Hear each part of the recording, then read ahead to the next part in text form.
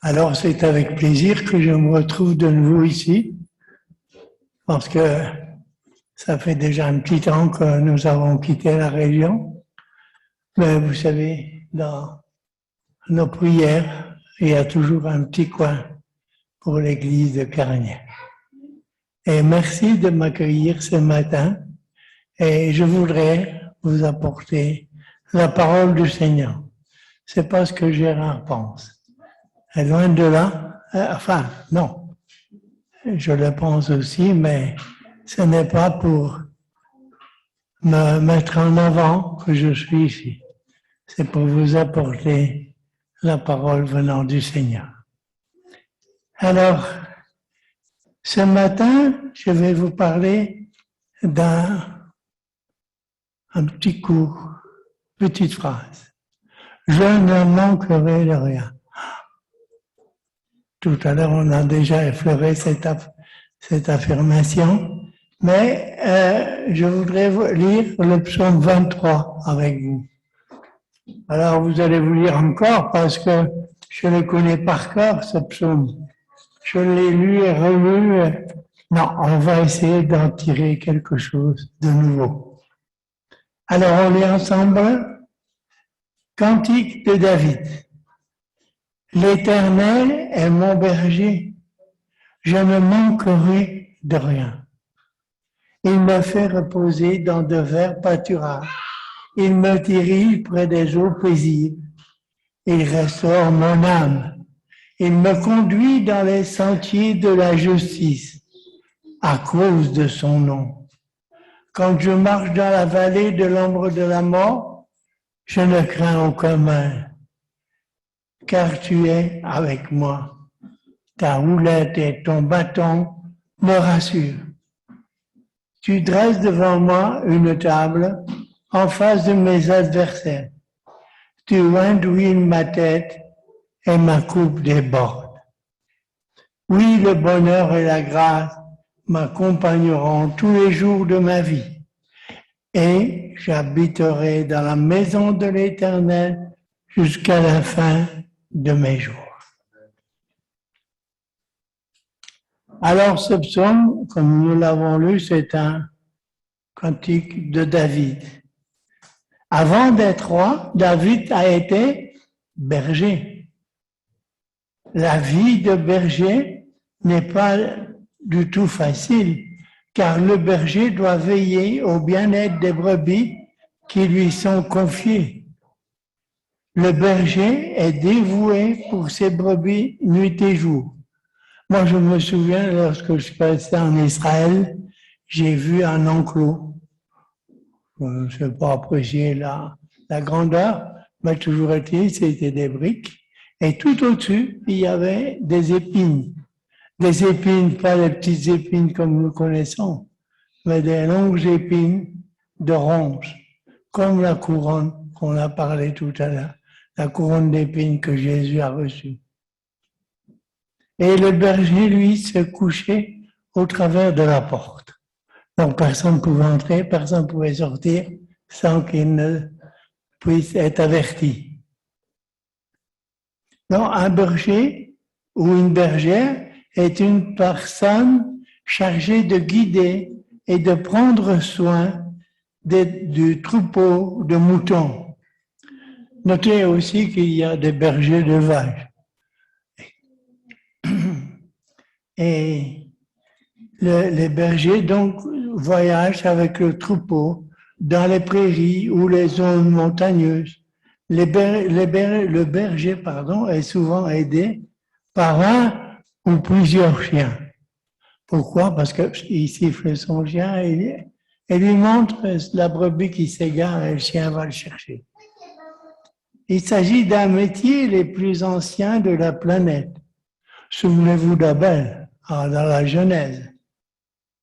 Dans l'art et l'iconographie, dans les peintures, les sculptures, les gravures, le berger ou la bergère sont très souvent représentés par leur attribut traditionnel. La houlette, qui est une canne bien plus haute que le berger, mais aussi on parle d'un bâton de berger. On verra tout à l'heure que c'est vrai et c'est faux. Le pays qui possède le plus de moutons dans le monde, c'est la Chine. Étonnant, n'est-ce pas? Moi aussi, j'ai été étonné lorsque j'ai fait ma recherche. David a découvert le vrai berger de sa vie, qui est l'Éternel. Quand Jésus viendra sur la terre, il sait qu'il est le Fils de Dieu et lui aussi proclamera qu'il est le bon berger.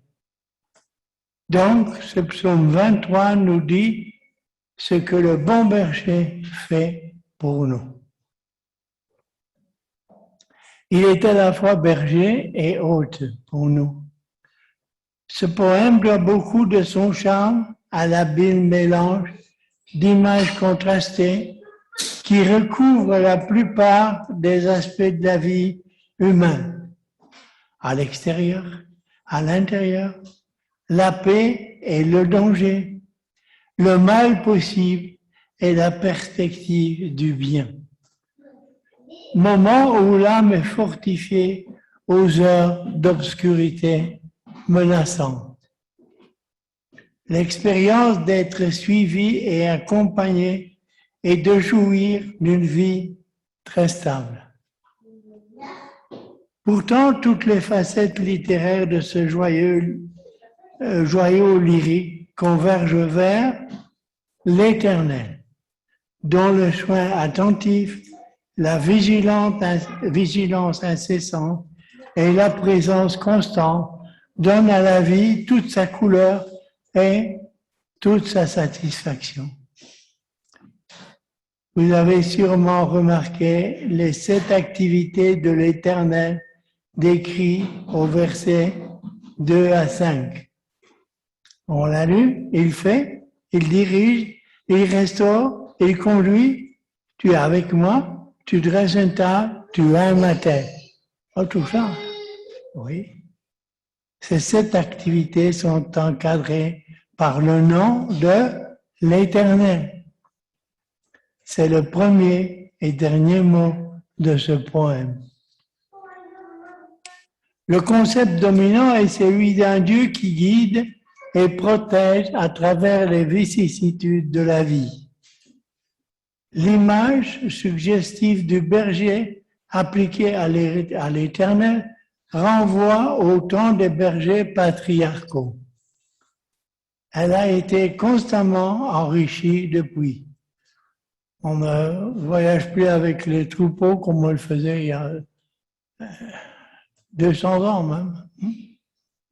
Le verset 5, et je vais le lire, « Tu dresses devant moi une table en face de mes adversaires. Tu induis ma tête et ma coupe déborde. » Ce texte introduit un second concept, celui d'un Dieu hospitalier, d'une générosité sans borne. Cette image de l'invité, surpris par le somptueux festin que lui offre le Seigneur, fait aussi partie intégrante de la vision biblique tout entière, depuis l'image de Joseph, père nourricier de son peuple, jusqu'au miracle des 5000 personnes rassasiées au temps de Jésus, ainsi qu'aux paraboles du grand festin qui un jour nous attend. On trouve ça dans Luc 14. Et des noces de l'agneau. Vous trouvez ça dans Matthieu 22 et Apocalypse 19. David dépend totalement de l'Éternel, comme une brebis dépend de son berger. Il y a ici 2 aspects. D'une part, la sérénité, se reposer dans de verts pâturages et près des eaux paisibles, suggère un bien-être physique. D'autre part, la sécurité, un voyage protégé le long des sentiers de la justice suggère un calme personnel et un soulagement moral, car la vigilance protectrice du berger chasse toute anxiété des brebis. Ce thème est renforcé dans le sens d'une naïve libération de tout souci et d'un lien d'affection ineffable avec le berger. Ces versets abordent les deux grands problèmes de la vie. Un largement méconnu, l'autre très poignant. Le premier est celui de la satisfaction, car l'âme du croyant ne devrait jamais perdre de vue la question suivante. Est très important. Comment un Dieu saint peut-il agir avec tant d'amour envers un pécheur tel que moi, tel que vous? Comment Dieu saint peut-il agir avec tant d'amour envers un pécheur tel que moi? Alors ça, c'est une petite introduction sur ce psaume. Et voyons maintenant ce que nous enseigne ce psaume. La deuxième partie de ce verset 1, il dit « L'Éternel est mon berger, je ne manquerai de rien. » La brebis vit avec son berger. Elle sort de la bergerie quand le berger ouvre la porte. Elle suit le berger toute la journée.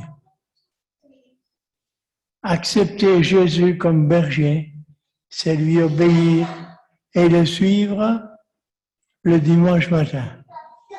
Non, jour et nuit, le suivre jour et nuit, dans la mesure où nous marchons sur les traces de Jésus, où nous acceptons de soumettre toute notre vie, tous nos projets à Dieu. Nous vivons alors une vraie vie de brebis. Alors Dieu nous fait la promesse de ne manquer de rien. Le Seigneur ne parle pas seulement de biens matériels, mais il parle des richesses spirituelles. Nous ne manquerons pas d'amour. Pourquoi? Car Dieu nous aime. Nous ne manquerons pas de paix, car Jésus nous a dit « Je vous donne ma paix ». Nous ne sentirons pas orphelins ou abandonnés, car Jésus nous a envoyé le Consolateur, l'Esprit de Dieu qui est avec nous pour toujours. Oui, nous ne manquons de rien avec Jésus comme berger de nos vies.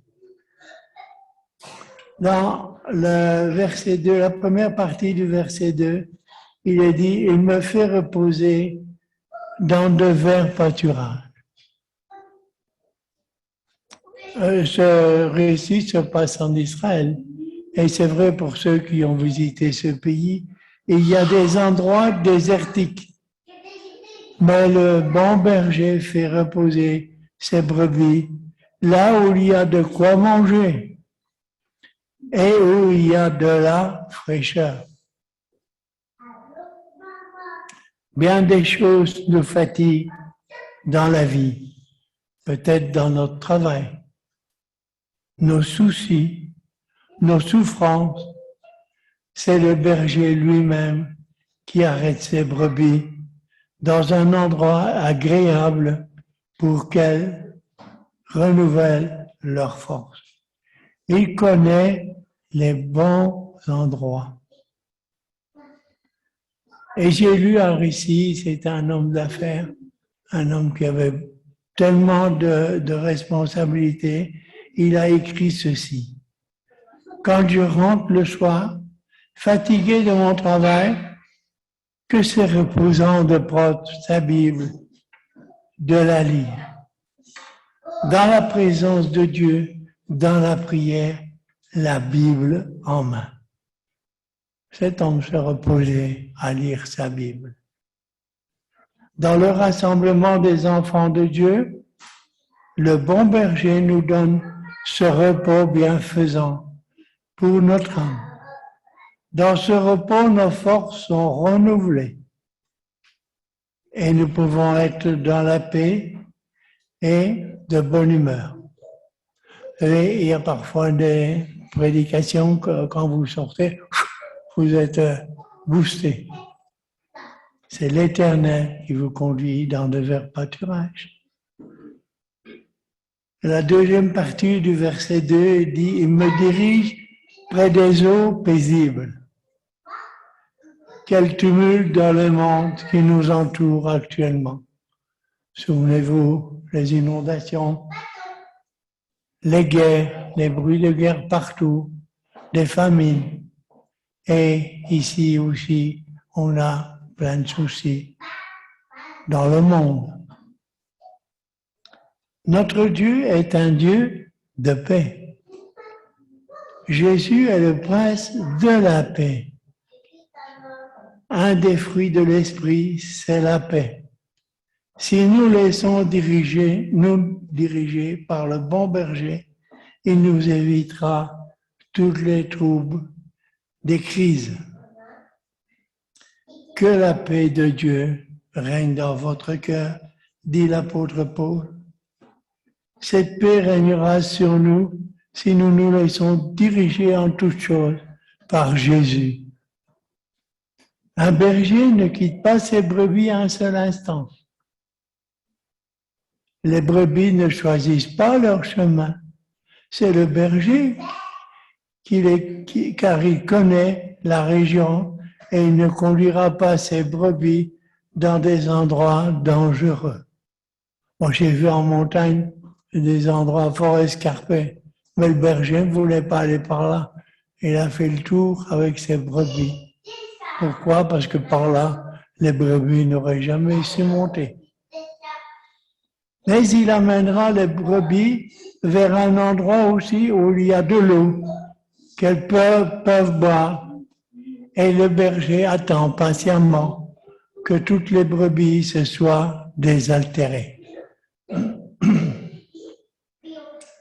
Quand nous nous laissons conduire par notre berger, il nous gardera des endroits dangereux.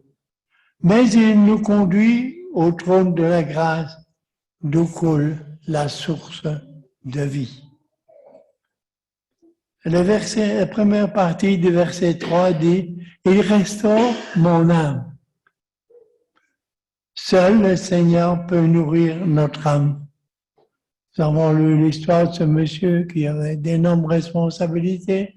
Qu'est-ce qu'il faisait en rentrant? Il prenait sa Bible et il la lisait. Une brebis ne mange pas n'importe quelle herbe. Le bon berger connaît les endroits où pousse la bonne herbe. C'est pour cela que parfois, le berger amène ses brebis dans les montagnes où poussent des herbes fraîches, afin que celles-ci soient bien nourries. Le Seigneur nous amène parfois dans sa maison, afin que nous soyons bien nourris aussi. Le Seigneur Jésus entraînait ses disciples sur la montagne aussi. Et là, il leur parlait du royaume de Dieu. Ce ne sont pas les choses polluées du monde qui peuvent nourrir, mais la bonne parole et la présence de notre Seigneur. La deuxième partie de ce verset 3, il dit « Il me conduit dans les sentiers de la justice ». La vraie justice, c'est la justice de la croix. C'est là que justice a été rendue pour mes péchés, pour nos péchés. Ésaïe 53, verset 5 dit « Le châtiment qui nous donne la paix est tombé sur lui ». Toutes nos fautes ont été payées à la croix, même les plus graves. C'est à cause du sang coulé à la croix que le brigand a pu entrer dans le paradis. Le sang de Jésus purifie de tout péché. Ne nous laissons pas accuser par le diable, l'accusateur des frères. Nous comprenons bien que nous sommes des pécheurs, mais si je prends le sentier de la croix, j'entends Jésus du haut de la croix me dire « Tout est accompli. Tout est accompli. » C'est pourquoi nous voulons garder notre assurance. Notre Père devrait être la prière que nous devions dire au Seigneur. Ramène-moi à la croix où la justice de Dieu a châtié mon péché dans le corps de Jésus pour que je sois réconcilié avec toi. La troisième partie de ce verset 3 dit « à cause de son nom ».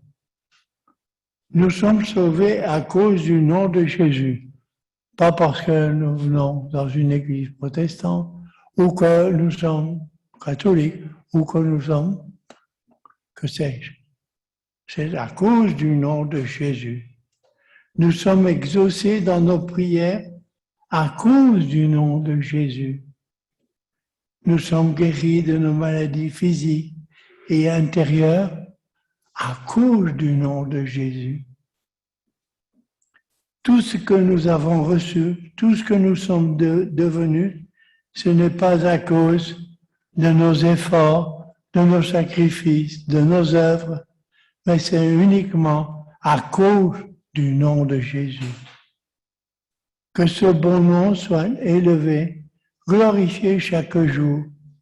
Et nous savons qu'un jour, au nom de Jésus, Luc l'a rappelé tout à l'heure, tout genou fléchira. Alors, la première partie du verset 4 nous dit « Quand je marche dans la vallée de l'ombre de la mort ». Parfois, l'enfant de Dieu, comme tout le monde, passe des moments très difficiles dans la maladie. Et je pourrais vous en donner un témoignage. Dans l'épreuve, là aussi, il se pose des questions. Qu'est-ce qui ne va pas dans ma vie pour que je sois dans l'épreuve? Est-ce que c'est le Seigneur qui vous afflige, qui vous donne ces maladies? Non, pas du tout. Vous entendez David, c'est bien Dieu qui le conduit, et pourtant aussi, il passe par des moments difficiles. Jésus nous a prévenu que nous aurions des tribulations.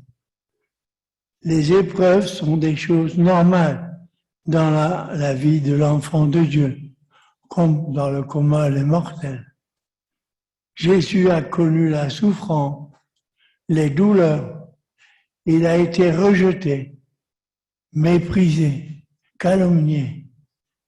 Ésaïe dit même qu'il est habitué à la souffrance. Notre foi doit être éprouvée, nous dit Pierre, parce qu'elle est plus précieuse que l'or. Le berger nous fait marcher dans la sombre vallée, mais il ne veut pas que nous nous y arrêtions. Il ne nous fait pas reposer dans les lieux sombres, mais il nous dit que ce n'est qu'un passage. La deuxième partie de ce verset 4 dit « Je ne crains aucun mal, car tu es avec moi. » Pourquoi David ajoute « Car tu es avec moi ». Certains pensent qu'au travers de l'épreuve, Dieu nous abandonne. Alors, si Dieu m'avait abandonné dans toutes mes épreuves, je ne serais pas là aujourd'hui. Bien au contraire, il nous accompagne, car c'est là que nous avons le plus besoin de lui. La présence de Dieu n'est pas toujours sensible à nos cœurs. Par la foi, nous pouvons proclamer haut et fort que Jésus est avec nous tous les jours jusqu'à la fin du monde. Même quand je ne sens rien, même quand le ciel semble fermé, le bon berger est avec nous. Il nous a rachetés, il a payé un prix très élevé pour que nous soyons sa brebis. Il va donc veiller sur nous afin qu'il ne nous arrive aucun mal. Et même si nous souffrons, proclamons la vérité de Dieu. Tout concourt au bien de ceux qui aiment Dieu. Et dans Romains, chapitre 8, verset 28. Alors la dernière partie du verset 4, il dit « Ta houlette et ton bâton me rassurent ». La houlette est une espèce de grande canne, plus haute que le berger. Elle sert à accrocher dans certains cas, certaines branches qui ont des feuilles très bonnes à manger pour les brebis. Le berger accroche la branche avec sa houlette et la tire vers le bas pour que la brebis puisse manger les feuilles. Il est rassurant de savoir que le Seigneur s'est envoyé d'en haut des grâces excellentes. Quant au bâton, certains pensent que c'est pour frapper la brebis. Si c'était le cas, ce bâton n'aurait rien de rassurant. Le bâton, au contraire, sert à protéger les brebis. Et aussi, parfois, ils cherchent dans les broussailles, dans tout, s'il n'y a pas ou une vipère ou quelque chose qui pourrait mordre ces brebis. Jésus, notre berger, est aussi notre avocat. C'est lui qui nous défend et qui nous protège contre toutes les agressions du malin. Vous avez compris que pour être protégé, il ne faut pas s'éloigner non plus du berger. La première partie du verset 5, on a déjà lu, « Tu dresses devant moi une table en face de mes adversaires. » En cas d'adversité, le berger a une curieuse manière de faire face aux ennemis. Il dresse une table et nous invite à sa table. Tout à l'heure, nous avons pris le repas du Seigneur, symbolique. Nous nous installons à la table du Seigneur et les adversaires le voient. Ils prennent peur. Comment, se dit notre adversaire, le diable, le voilà installé à la table du Seigneur, des Seigneurs, celui qui m'a vaincu à la croix. Et l'adversaire prend peur et s'enfuit. Jésus a dressé un jour une table. À cette table, il a donné la nourriture céleste. Il a dit, comme le morceau de pain que nous avons pris, « Ceci est mon corps qui est rompu pour vous. » Et la coupe, il a dit, « Cette coupe est la nouvelle alliance en mon sang. » Alors, la deuxième partie du verset 5 dit, « Tu oins d'huile ma tête et ma coupe déborde. » Aujourd'hui, est-ce qu'on reçoit encore de l'huile pour que ça coule jusque par terre? Non. L'huile d'onction est l'image de l'Esprit Saint. C'est une faveur qui est accordée et c'est Jésus lui-même qui a envoyé l'Esprit au jour de la Pentecôte. Jésus a dit, l'Esprit prendra ce qui est à lui et vous le communiquera. Cet Esprit est répandu sur notre tête, siège de nos pensées et de nos décisions.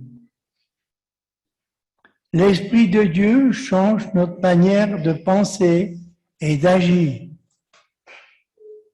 La mesure de la grâce de Dieu, c'est une coupe remplie et débordante. Pas remplie jusque... Non, elle est débordante. Quand nous regardons à tout ce que Dieu nous a donné, quand nous comptons les bienfaits de Dieu, nous voyons qu'il a fait plus que nous aurions espéré. Et je vous invite, pas maintenant, quand vous êtes rentrés, à compter ces bienfaits pour vous. Et vous verrez s'ils sont nombreux. C'est à nous maintenant de partager avec les autres, d'inviter les autres à découvrir la vie nouvelle en Christ. Et le dernier verset, verset 6, la première partie nous dit « Oui, le bonheur et la grâce m'accompagneront tous les jours de ma vie. » L'avenir est rassurant quand nous suivons Jésus, le bon berger.